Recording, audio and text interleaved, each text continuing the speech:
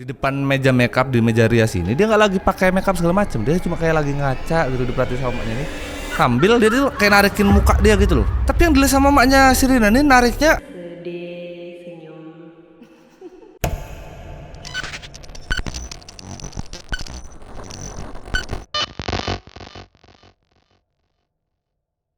Selamat datang di episode 32 yang baru nemuin serial Cerita Rizal Muk ini di episode-episode terakhir. Silahkan maraton dulu dari awal. Nah, yang udah maraton, sekarang gue lanjut lagi di episode 32. Hari ini gue akan menceritakan sebuah kisah yang dialami oleh Pak Bayu. Jadi Pak Bayu ini punya anak gadis namanya Rina. Rina ini pergilah ke Gunung Argopuro namanya. Sepulangnya si Rina ini dari Gunung Argopuro, bapaknya Rina ini bingung. Anak gadisnya jadi berubah gitu, jadi orang yang banyak diem, kayak orang linglung, terus sering ngomong sendiri gitu. Sampai ada satu waktu lagi makan gitu bareng sama bapaknya sama maknya, si Rina ini makan ayam sama tulang-tulangnya, tapi tulang-tulangnya benar-benar dimakan. Nah, kira-kira apa yang terjadi sama anaknya Pak Bayu ini sama si Rina? Puslek dulu nih, aku nih udah libur sekitar 9 hari apa ya? 9 hari ya? Hampir 10 hari gak ada cerita Rizal Muk, kemana bang? Ya orang lu pada suruh puslek, males gue. Puslek dulu. Siapin kopi dan cemilan, sini gue ceritain.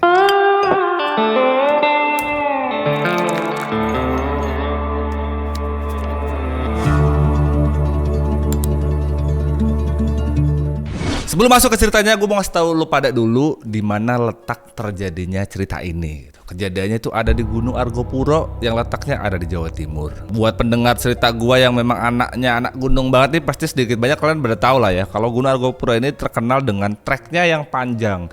Bahkan, koreksi kalau gue salah, ini termasuk trek yang terpanjang yang ada di Pulau Jawa. Karena normalnya pendaki di gunung itu tuh butuh waktu 4-5 hari untuk menyelesaikan jalur treknya. Nah, di Gunung Argopuro ini ada satu spot yang lumayan terkenal mistisnya. Namanya adalah Danau Taman Hidup. Danau Taman Hidup itu apa Bang Jal? Menurut rumor cerita mitos yang beredar, ini danau tuh tempat mandinya Dewi Rengganis dan juga dayang-dayangnya. Nah, mitosnya kalau kita berisik di danau itu nanti bakal muncul kabut tiba-tiba. Nah, kabut-kabut inilah yang bikin para pendaki itu tersesat. Makanya disumputin anduknya kayak Cinderella gitu. Kok Cinderella yang turun dari pelangi itu yang disumputin. Iya kan? Itu padahal cerita masa lalu ya. Ya Allah, itu kalau ada sekarang mah bocah-bocah sekarang kan cabul-cabul ya. Kacau di video aja. Nah, di cerita kali ini kita akan menceritakan kisahnya si Rina. Gue samarin aja namanya. Rina ini waktu kejadian itu tuh umurnya masih 19 tahun, kejadiannya 2016. Waktu itu dia ikut sama UKM, kegiatan yang ada di kampus dia nih. Dia ikutlah UKM untuk mendaki di gunung itu.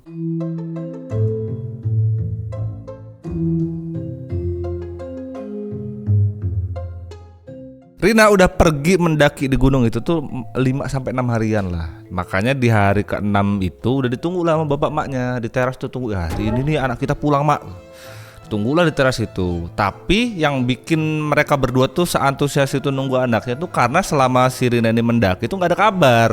Ya wajar mungkin karena di gunung gak ada sinyal segala macem. Nah, di sekitar jam 5 sore ada mobil travel berhenti di depan rumahnya emak bapak ini yang menungguin. Betul aja, yang keluar dari mobil itu si Rina. Emaknya senang betul dia. Oh ya ampun nak, kamu akhirnya pulang juga. Emak ini khawatir betul sama kamu nih, gak bisa dihubungi segala macem. Dipeluk lah sama ibunya. Tapi pasti ibunya nih meluk si Rina, nih ibunya bingung tuh. Ya anakku nih badannya dingin betul gitu. Tapi cuman di dalam hati dia aja gak diucap gitu. Karena memang kalau dilihat nih Rina kayak capek betul. Dia kayak mukanya pucet, badannya dingin, rambutnya lepek, kelihatan kayak orang capek banget lah. Makanya ibunya tuh gak sampai mau ngucap. Cuman yang namanya ibu kan pasti khawatir lah sama anaknya. Penasaran dia, kayak tak khawatir aja kalau anaknya itu sakit. Makanya ditanya sama ibunya, kamu kenapa Dok, kok badannya begini? Sakit kamu? Si Rina gak jawab apa-apa dia malah kayak pelan-pelan tuh ngelepas pelukannya ibunya gini, terus nyelonong aja jalan masuk ke dalam. Bapaknya lah sempat marah, bahkan gak salib Rina nih, ngelepasin pelukan ibunya itu langsung jalan aja. Bapaknya sempat marah tapi ditegur lagi sama ibunya. Udahlah pak, anak gadis kita lagi capek, dimarah-marah. Disamperin sama mak bapaknya Rina ini ke dalam, karena Rina langsung masuk aja kan. Waktu masuk ke dalam, Rina tuh udah duduk aja, dia duduk bengong tapi gak ada ekspresi apa-apa, dia di sofa duduk aja. Nah mak bapaknya nih mikir, kayak capek betul anak kita nih pak. Apa aku masakin air sama aku bikin makanan aja kali lapar dia. Dimasakilah sama maknya, sama diambilin air hangat segala macam tadi. Bapaknya lah ngambil selimut, dikasihlah selimut itu ke anaknya. Dipakai aja nak selimutnya, kamu pasti dingin kan. Rina ini nggak berani nengok bapaknya gitu, dia cuma nunduk aja tapi diambil selimutnya dipakai sama dia. Bapaknya yang rasa anak gadisnya ini jadi pendiam gitu, karena biasanya nggak begitu sih Rina. Bapaknya bingung, nanya lah sama dia, ngopo tondok kok diem aja gitu, nggak mau cerita apalah sama bapak. Tapi tetap aja Rina ini nggak jawab apa-apa. Bahkan dia ini kayak nggak berani natap mukanya bapaknya gitu loh. Setiap diajak ngobrol gitu dia cuma nengok gini tapi nggak berani ngeliat muka bapaknya, kayak ngeliat kanan kiri gitulah. Gak lama dari itu ibunya lah datang, bapak nih ngeledekin anak gadisnya aja udah tahu anaknya lagi capek.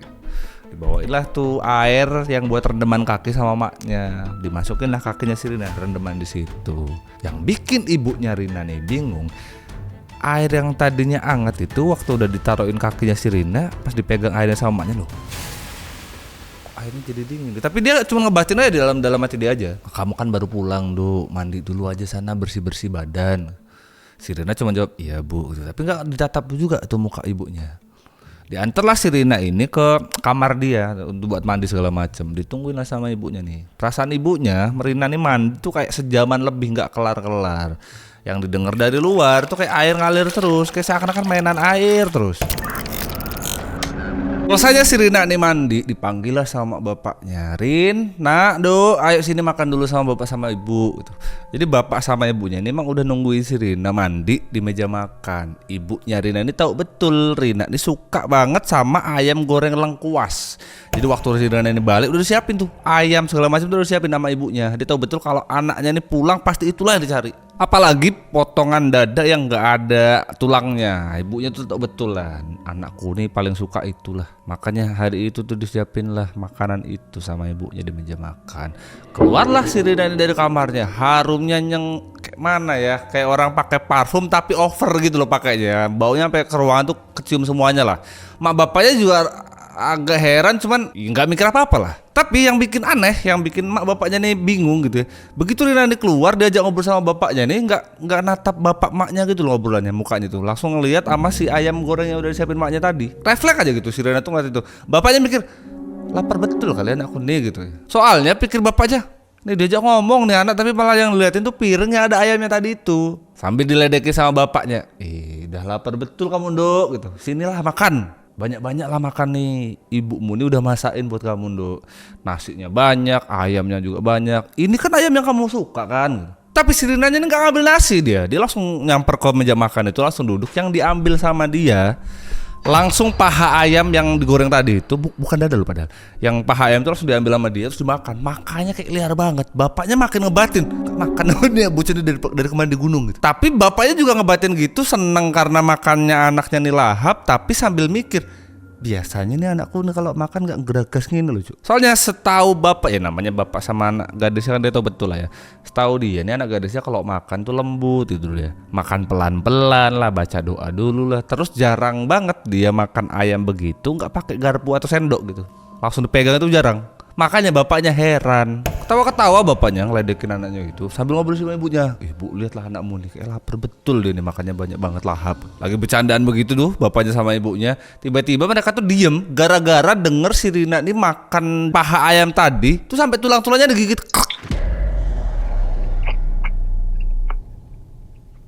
Mereka tuh berdua tuh diem sambil bengong ngeliatin si Rina gitu.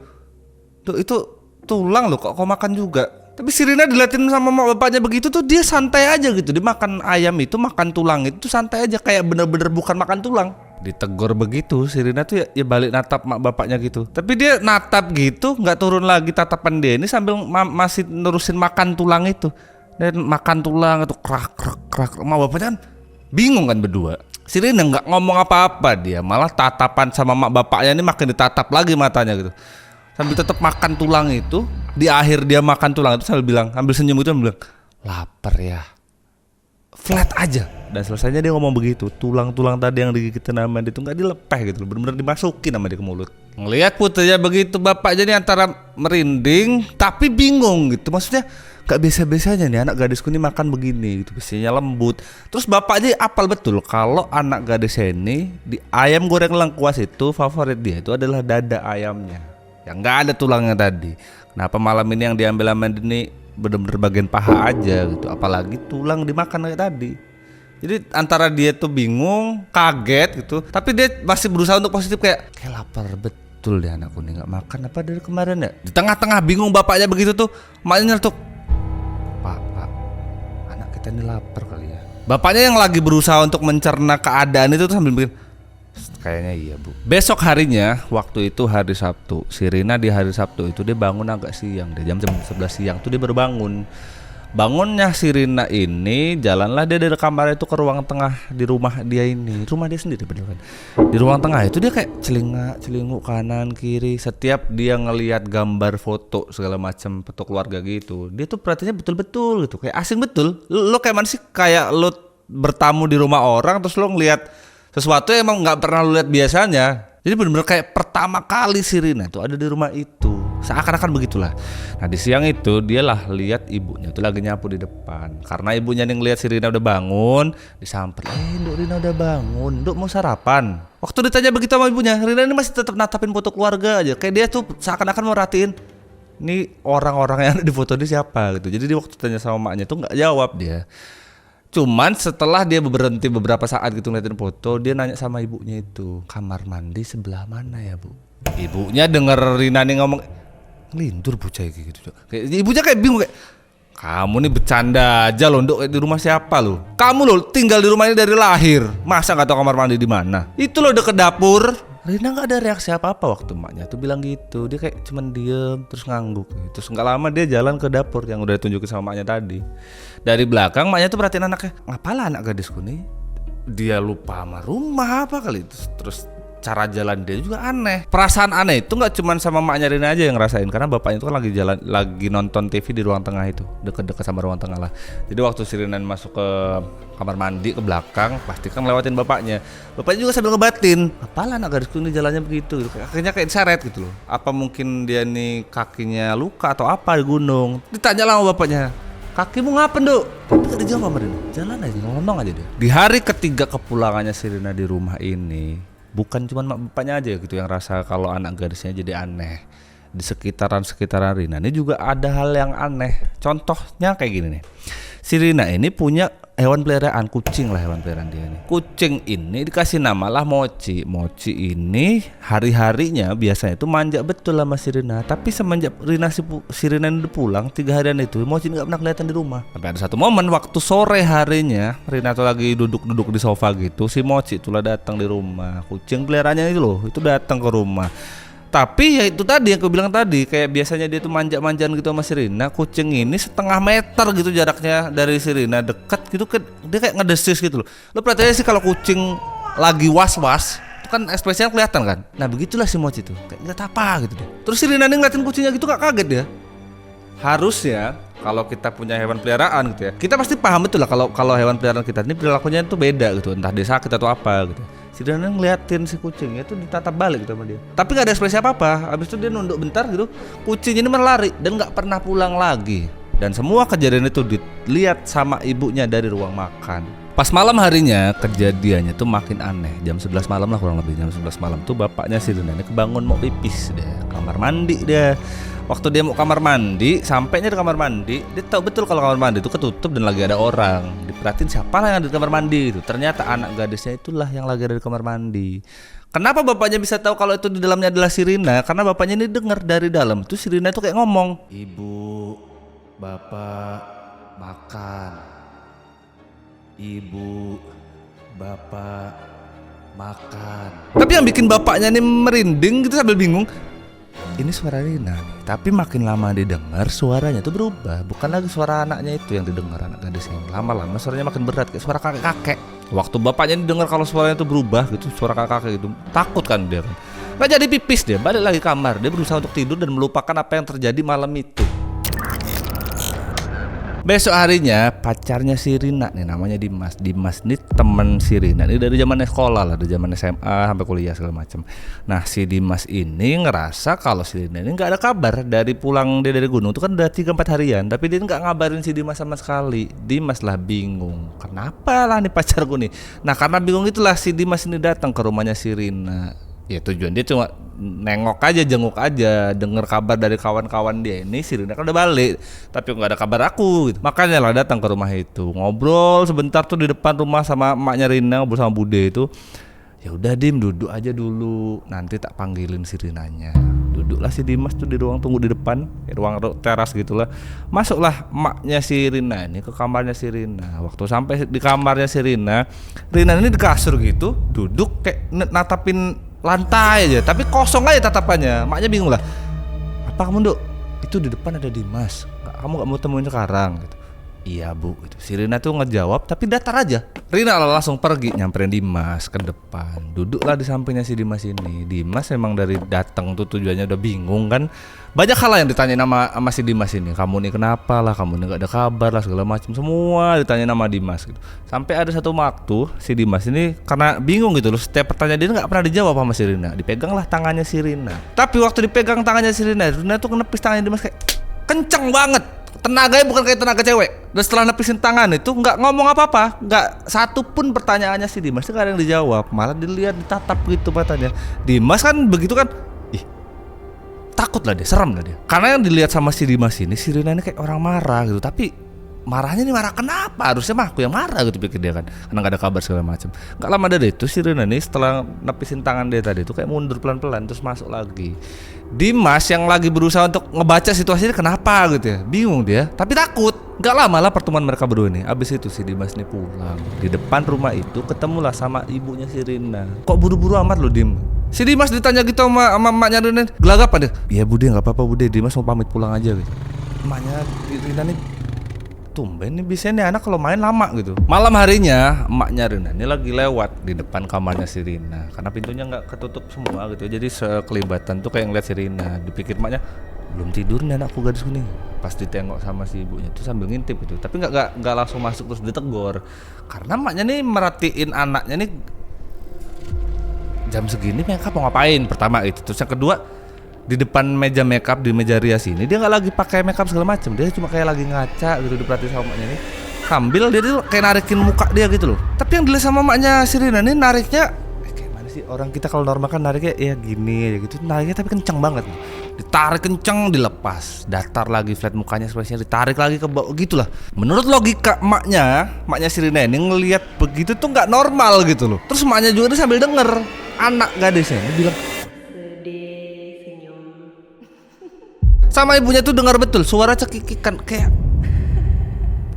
mana sih gambarnya kayak suara kuntai gitu loh, tapi itu loh anakku sendiri gitu loh.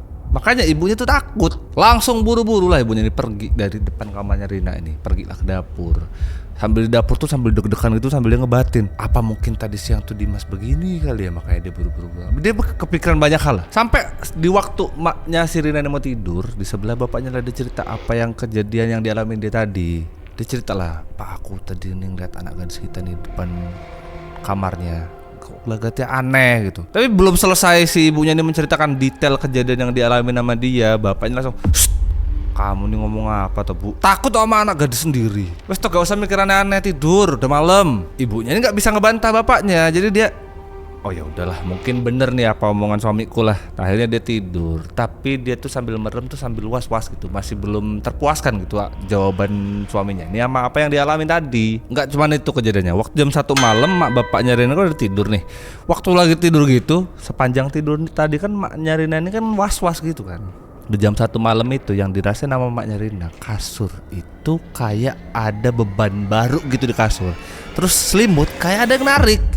Jadi posisi bapaknya Rina tuh kan tidur kan sungkur-sungkuran belakang-belakang gitu. Emaknya ini ngerasa kayak was-was nih apa segala macam gitu. Apalagi setelah semua kejadian yang tadi, makin was-was lah. Takut sebetulnya tapi penasaran pengen ditengok ke belakang. Soalnya yang dirasa tuh kayak di kasur tuh kayak ada nyelip siapa gitu. Begitu maknya si Rina nengok ke belakang waktu tengok, astagfirullahaladzim kamu tuh. Dia nggak pernah nyangka kalau tiba-tiba di kasur itu ada si Rina. Maknya ini makin bingung karena badan Rina ini dingin betul gitu.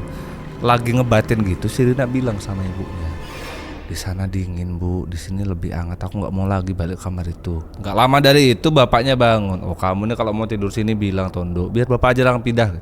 Bapaknya lah pindah. Tapi maknya ini belum sempet nyegah bapaknya keluar dari kamar. Kayak mana ya? Perasaan maknya tuh nggak enak gitu loh. Tapi kalau dipikir-pikir nggak enak dan takutnya kenapa kan sama anak sendiri gitu. Tapi ya itu yang dirasain maknya tuh gelisah gitu. Ibunya ini makin perang batin lah di perasaan dia sama apa yang dia rasain sama apa yang dipikirin tuh kayak acak adut gitu. Di hari itu di jam 8 malam itu suasana rumah lagi tenang-tenangnya segala macem, maknya lagi duduk di sofa, anak gadisnya ini loh landed dusel-dusel sama maknya gitu, kayak ngalem gitu, kayak manja. Maknya lagi bingung deh. Ini biasa dulu Rina kalau begini ini minta disisirin rambut. Jadi maknya udah nangkep lah kalau Rina ini begini ini mau apa gitu. Ya udah disisirin sama maknya tuh, sisirin rambutnya si Rina terus sambil ngebatin. Kemarin aku ngeliat anakku nih kayak serem gitu, tapi hari ini kayak manja banget. Makin bingung dia sama keadaan itu. Apalagi waktu maknya lagi nyisirin rambutnya si Rina ini, diperhatiin betul-betul kan anaknya nih, kayak nyaman banget. Bapaknya Rina waktu malam kejadian itu, bapaknya Rina itu lagi duduk di depan teras. Biasa lah bapak ngopi di depan teras, mainan HP.